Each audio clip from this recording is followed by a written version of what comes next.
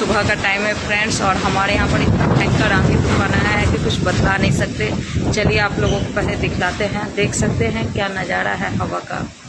ये देखिए बहुत ही भयंकर वाला जो कहता है तूफान वही आया हुआ है। बाहर रखना सेफ नहीं है, इसलिए जल्दी से दिखा करके हम भी अंदर जा रहे हैं। और देखिए देख सकते हैं बारिश भी स्टार्ट हो चुकी है, बहुत ही भयंकर जिसको कहा जाता है।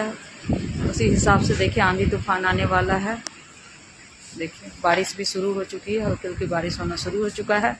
तो जा रहे हैं अंदर, सोचे आप लोगों को दिखला देते हैं। मॉर्निंग में पूजा ही कर रहे थे, लेकिन देख सकते हैं बादल और हवा देख सकते हैं। देखिए पेड़ पौधा देखिए पूरा इनसे जो है पूरा हिल रहा है।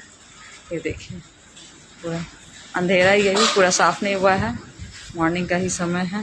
देखिए